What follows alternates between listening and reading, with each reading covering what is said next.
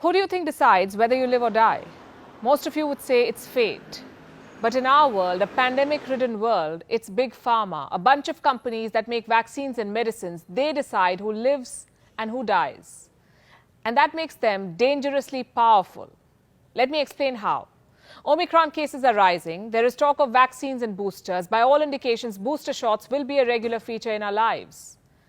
And we know who stands to gain.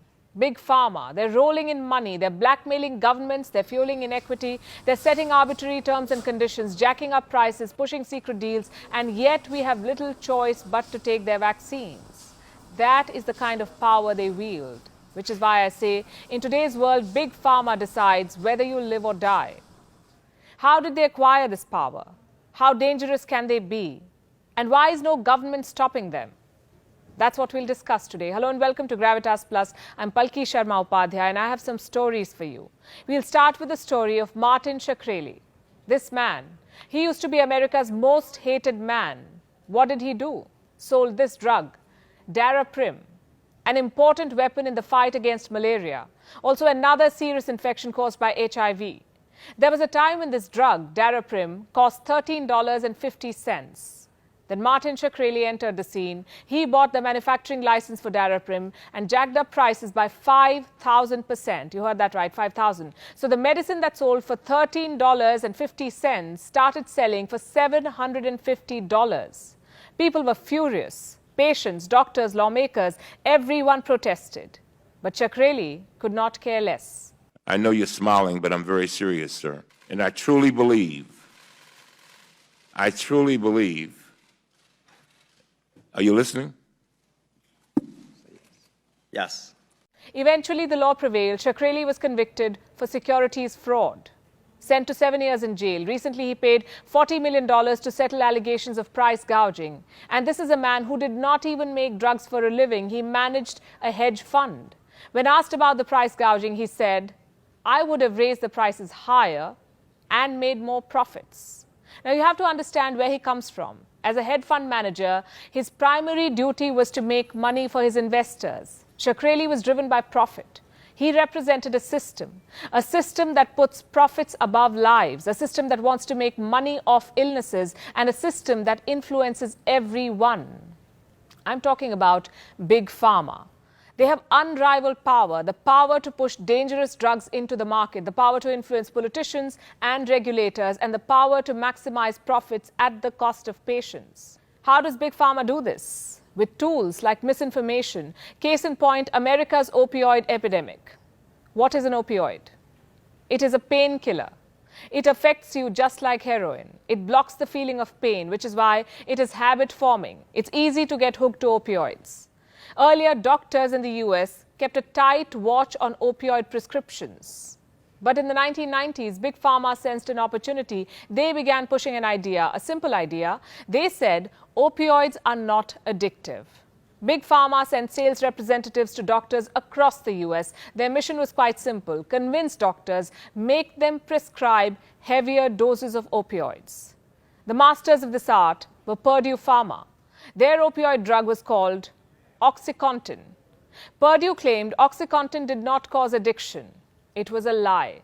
Purdue never held a trial to prove OxyContin was less addictive, and doctors did not bother to check. Here's what happened next. In 1997, doctors were writing 670,000 prescriptions for OxyContin. By 2002, that number shot up to 6.2 million prescriptions every year. 6.2 million, nearly 10 times more. Purdue was making money hand over fist. Just one drug, OxyContin, generated more than $30 billion in revenue for this company. Purdue weren't the only ones pushing opioids. Companies like Johnson & Johnson and Teva Pharmaceutical Industries were making opioid drugs too. The crisis reached its peak in 2012. Doctors in the US wrote 255 million prescriptions for opioid pain relievers in 1 year. Thousands of people got addicted. From 1999 to 2016, more than 450,000 Americans died from opioid overuse. And the crisis is far from over. Nearly 71,000 drug overdose deaths in 2019 involved an opioid. Purdue Pharma, the company that fueled this epidemic, got away with a slap on the wrist. When it faced thousands of lawsuits, the company declared bankruptcy. Its owners, the Slacker family, had to pay just a fine. No jail time for fueling an epidemic. Instead, they were given immunity.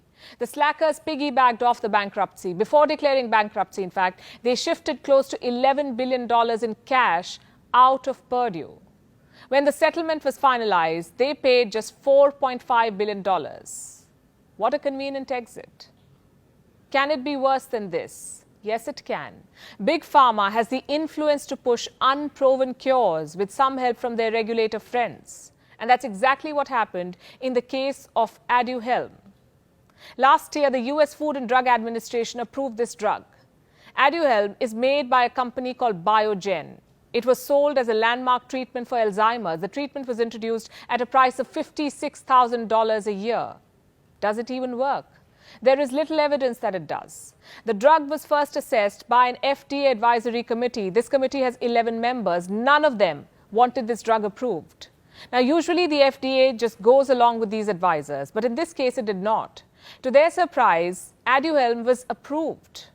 Turns out, Biogen had a close relationship with the FDA. Its officials met with the FDA several times before the decision day, and the drug was approved, even though there wasn't enough evidence that it works. What was the rationale behind this approval? It is not clear. 3 FDA advisors resigned in protest over the controversial approval. Here is what one of the advisors said about the resignation. I did not think that the firm recommendations from the committee in this case were appropriately integrated into the decision-making process. So instead of listening to its own advisors, did the FDA choose to trust a drug manufacturer? Federal officials have launched an investigation into what really happened. The FDA is supposed to be a watchdog for the pharma industry. Should it maintain such a close relationship with companies, it is supposed to police. The fact is, a large chunk of the FDA's funding comes from the industry. How much? 45% of their entire budget. How can the FDA remain impartial when it is getting paid by Big Pharma? But American lawmakers are still letting this system continue because Big Pharma has bought influence in the US Congress too. Big Pharma bankrolls American politicians. In the 2020 election, the world's biggest pharma companies wrote checks to 356 lawmakers. As much as $11 million was given out as campaign contribution. More money is being spent on lobbying. In the last 23 years, the pharma and health products industry has spent close to $5 billion on lobbying. And sustained lobbying has its rewards. By law, Big Pharma can set prices of their drugs. There is no scope for negotiation. Big Pharma can charge whatever rates it likes. What happens when some lawmakers try to break this monopoly? Big Pharma strikes back. Look at this. Politicians say they want to negotiate medicine prices in Medicare. But make no mistake, what politicians mean is that they'll decide which medicines you can and can't get. Call Congress. Tell them not to play doctor with your medicine. Paid for by pharma. Keep the competition out, set the prices of your product, influence policymakers, and hire an army of lawyers and lobbyists to fight back any challenge. There is only one business that closely resembles this description: drug cartels. Drug companies and drug suppliers are operating by a dictionary definition of a cartel. There is no other way to describe them. Big Pharma is the new drug mafia.